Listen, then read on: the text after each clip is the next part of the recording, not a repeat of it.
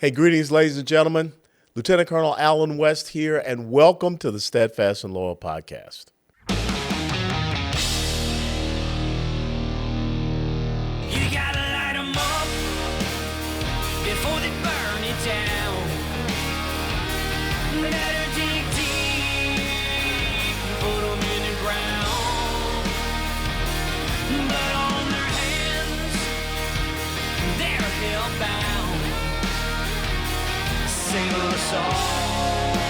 Ooh, they're gonna burn it down. Save us all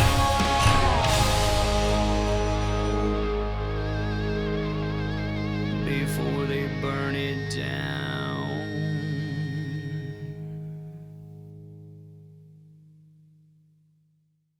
Well, hello, Patriots. Trebo, President, United Patriot Coin. Today's story time is back in a day when our currency represented real money. What I'm holding in my hand right here is a $10 gold certificate that simply states to pay on demand $10 in gold coin. To make that simple, this was real money, and this was a receipt representing real money. Fast forward to today, fiat currency, backed by the government's promise to pay. Let you understand that, right? If it was still backed by gold, this one coin would get you 220 gallons of gas at $5 a gallon. I don't have to tell you that would only get you 2 gallons of gas. You figure out what's going to get you further. Hard money, fiat currency. As always, stay safe, be prepared.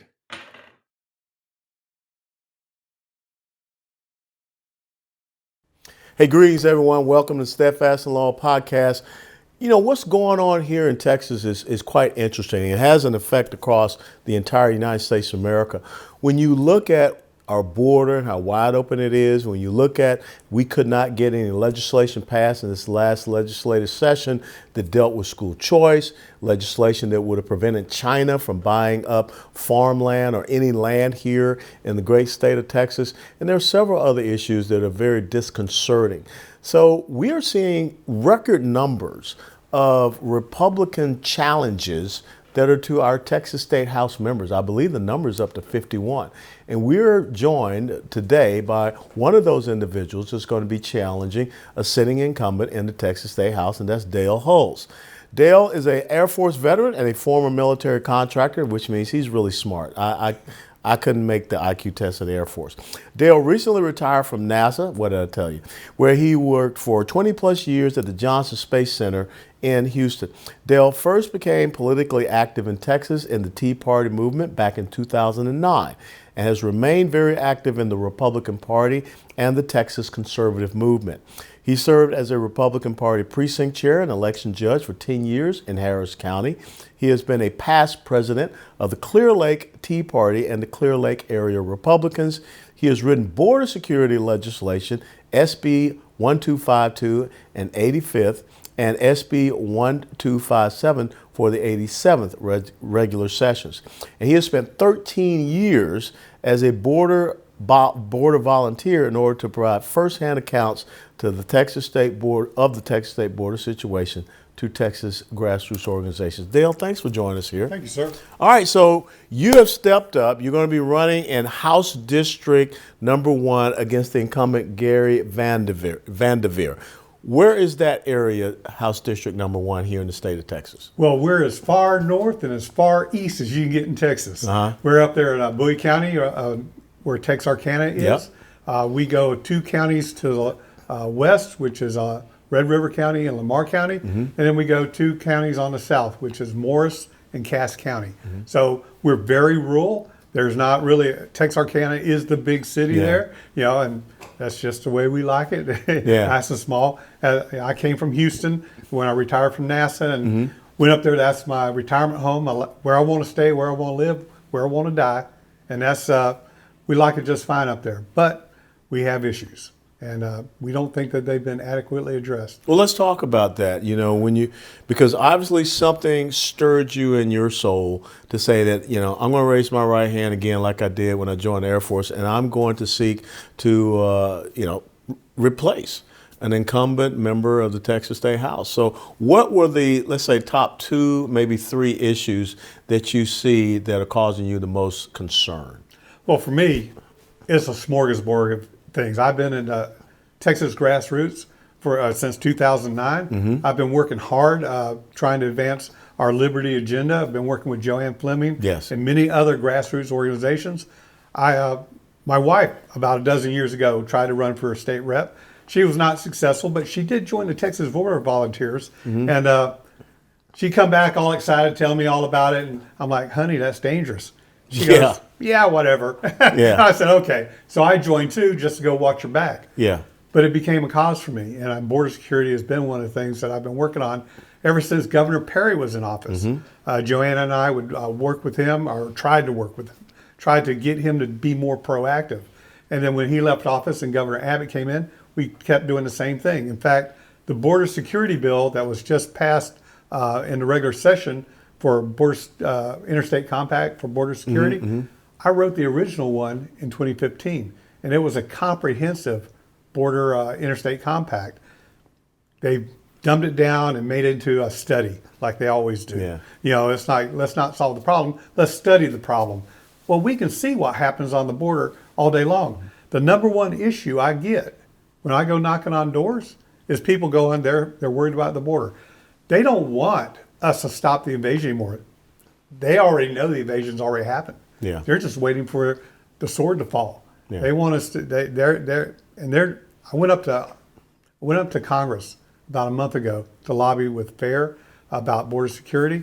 This was when the government, Federation for American Immigration Reform. yes, sir. Yep. And they were looking to see if we could get our congressman to tie border security to extending the government funding. We were so disappointed because not a one of them said they wanted to do that. They said that they wanted to keep the issue going. That it would elect more Republicans, and then they could do more for us. Not solve the issue. Not solve the issue. So I left Washington discouraged, knowing that we have to fix this problem right here in Texas. Yeah. If anybody's going to do it, it's going to be us. Well, that's one of the things that when you read the Constitution, the federal government is supposed to guarantee to every state and union to protect them from invasion.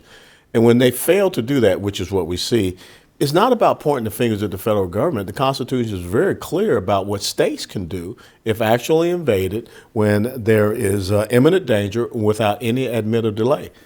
What do you think is the problem here in the state of Texas where, we're pointing fingers at Washington, D.C., but we're putting illegals on buses and sending them all over the place, and we're still allowing them to come into the state of Texas? I believe it's a lack of fortitude in our leadership. The Border Patrol wasn't even organized until like 1928. Mm-hmm. Texas took care of its borders since before it was Texas Rangers. States. Yes. When we were our own country, we took care of our borders. Yep. We've always taken care of our borders. It's just in modern times that we have bought into the notion that the federal government is all-encompassing and all-powerful.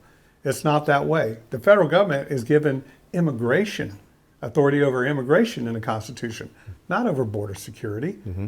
That was always a given that was on us. And we have not exercised that well in the last 50 or 60 years. I think the last time we actually did any of that was under the Eisenhower administration, mm-hmm. when he said, okay, let's round up these people here in our country illegally and ship them back over. We have fallen into the trap that the government knows best, federal government knows best. And we just haven't had leaders that want to attack, the status quo, if you will, of border security. No matter how bad it gets, no matter how many thousands of our people die because of fentanyl poisoning, mm-hmm. no matter how much crime is raised by undesirables coming across our border, no matter how much a burden it puts on our education and our medical systems, mm-hmm. because we have so many people who can't even speak the language or contribute in a significant way to our country. We at one time, when Ellis Island came about, those people were asked to not be part of our welfare system. That's still on the law today. Yeah. Yet we just ignore that completely. Our border security is a lawless state of our federal government. Okay, right so number one thing for you is the border security, Yes. which is so important because it undermines our overall state sovereignty and our national sovereignty. What's issue number two? Well, the issue number two is our government's out of control in Austin. I mean, I talk about the federal government, and Lord knows I could spend an hour with that. Yeah. But it's just as bad in Austin. Austin is a weaker reflection of the D.C. swamp. When Gary Van Dever, the state rep I'm running against, first came into office 10 years ago, our state budget was $106 billion for the biennium. This year, they passed a state budget for $313 billion. That's an increase of $207 billion in 10 years. Yeah. They tripled our budget. That is not Republican. That is not fiscally conservative. We've got to go draw a line and say, oh, no more. We are going to, over 11,000 pieces of legislation were filed in the regular session. Of that, only less than 200 were filed to reduce government or pull back on spending. That is something that has to change. You know, I'd like to know, because everyone talks about Texas has a $32 billion surplus. But then when it came to the onerous property tax relief, you know, Austin basically said, well, we'll give you some crumbs from the table. Here's $12 billion back. Anytime you have a surplus, that's not the government's money. That's our money. How do people in House District number 1 feel about property tax relief here in the state of Texas? Well, number one, they want it gone. Number two is they don't feel like they got enough. You know,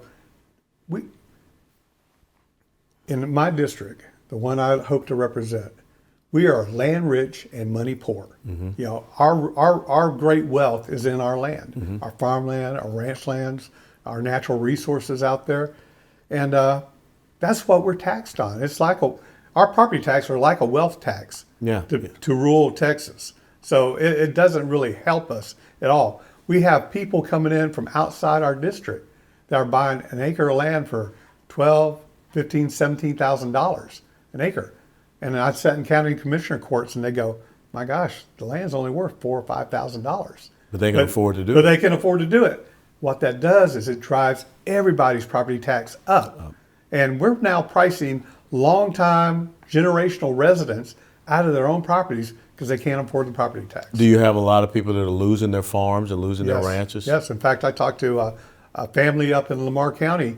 They owned a dairy, Star Farms Dairy. And I talked to the gentleman who owned it.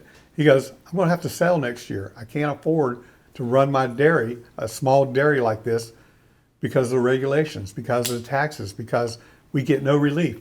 If we were a special interest group, we might get some federal funding or some state help, but we get nothing.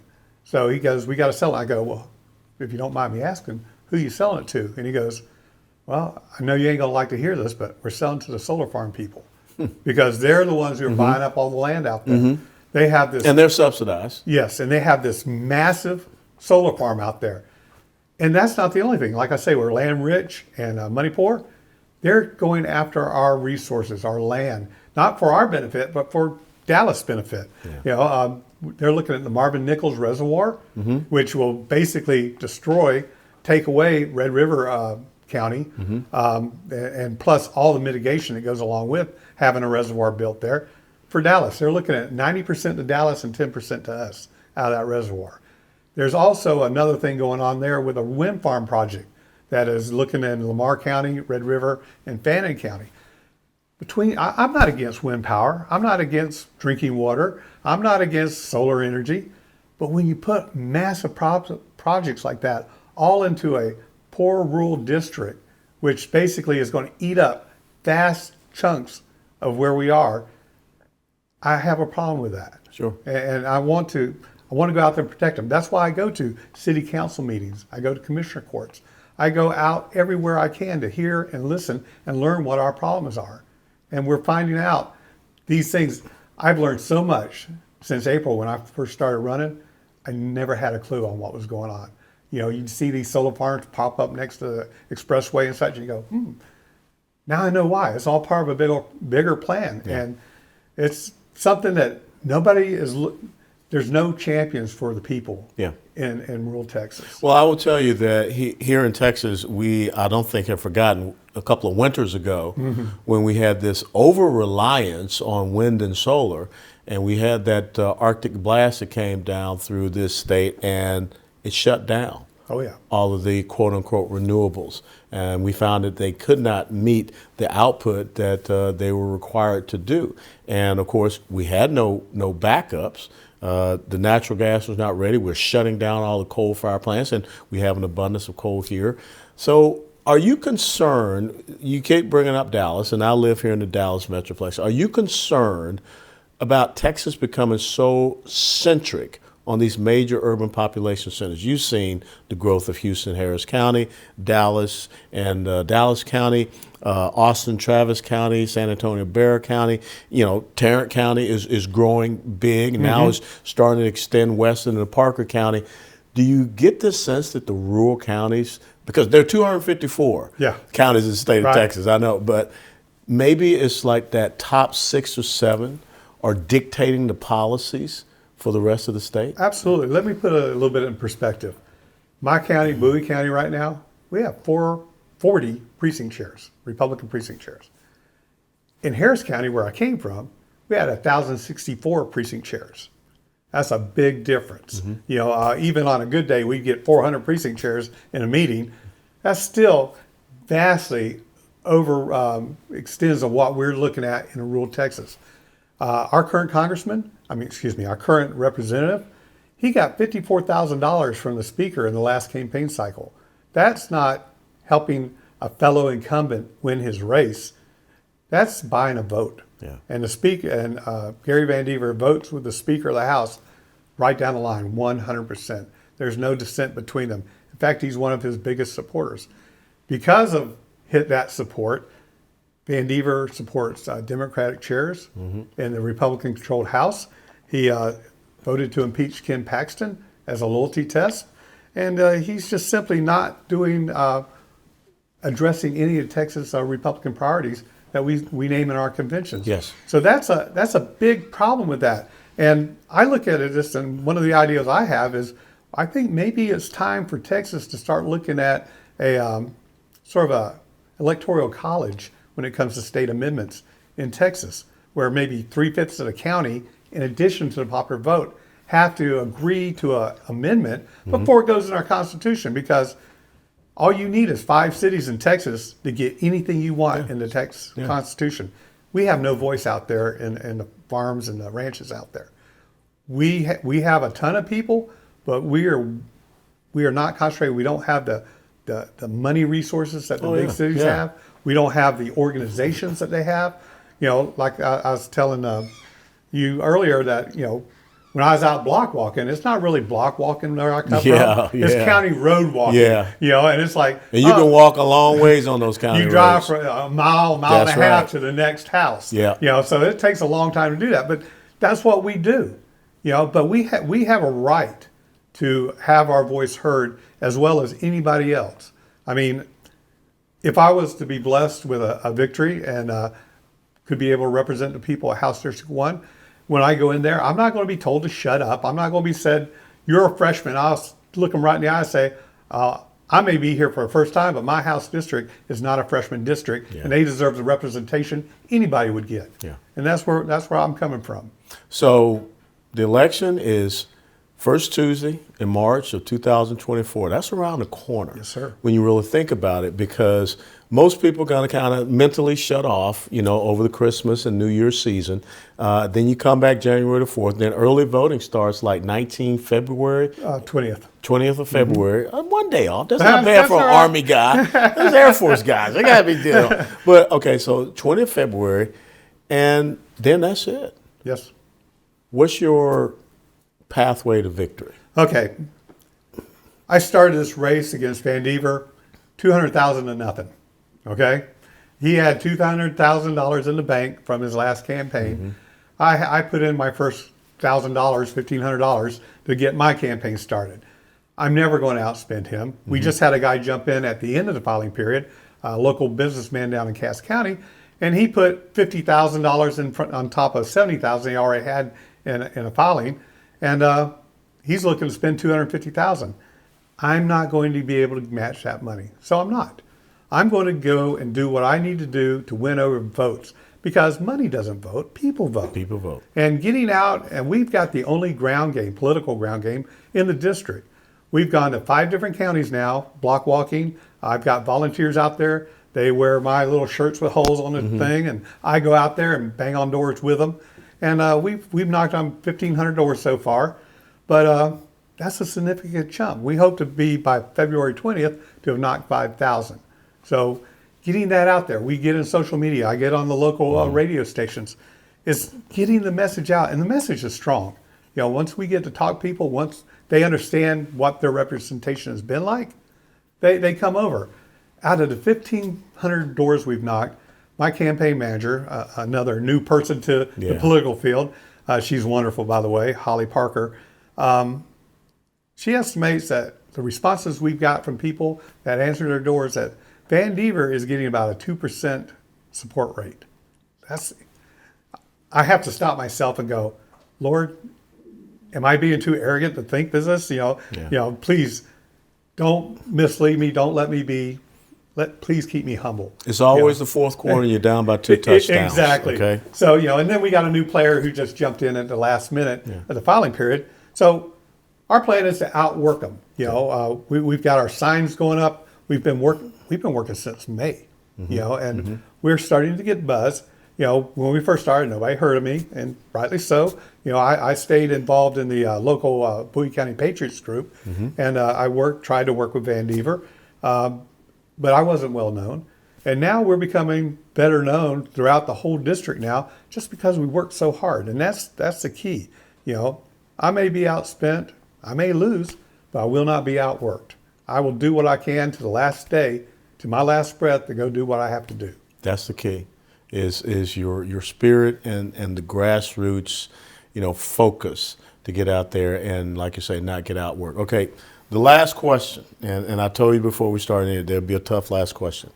When you look at the camera, and I don't want you to look at me, I want you to look at the camera, and I want you to tell not just the people in Texas, but the people across the United States of America that are going to watch this podcast, why this Texas State House District and your race is so important.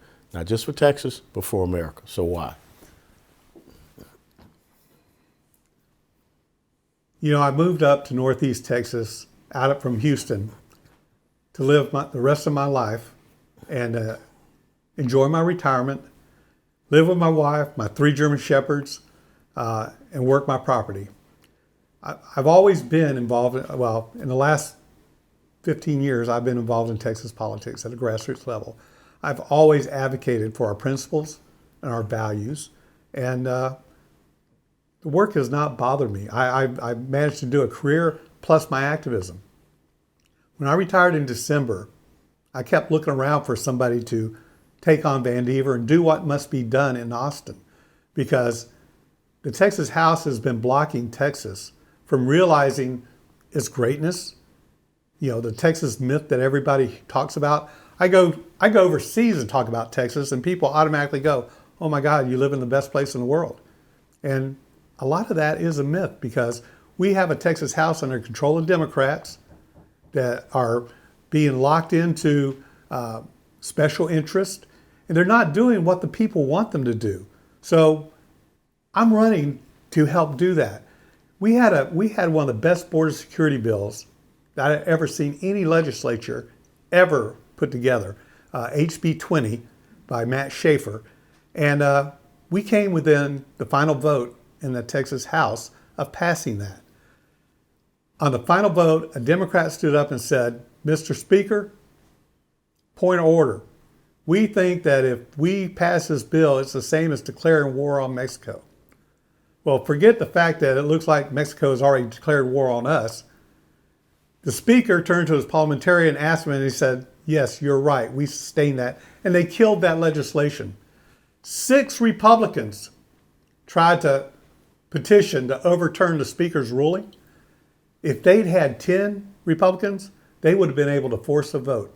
We were just 4 Republicans short of forcing that. If we'd passed that bill, it would have passed on final vote, it would have passed in the Senate. We would be in a lot different place than where we are today. And that affects not just Texas, not just our southern border Texas, but all of Texas and all the United States, because we have a massive wave migration coming through our southern border that is illegal. That is something that I want to go. We don't need another Republican down in Texas House. We don't need just another quote unquote conservative. We need Spartans that will go down there and stand in the gap and challenge on the House floor without fear of retribution and do the right thing for Texas. That's why I'm running. That's why it's important to Texas. That's why it's important to America. And let me just add in that the parliamentarian for the Texas State House is an Obama supporter. He's a Democrat. And that was the person that allowed that ruling to come about. Dale, because Gary Van Dever's the guy he's ran against. Dale, where can people follow you and how can people learn more about your campaign? Well, they can follow me on hulsinthehouse.com.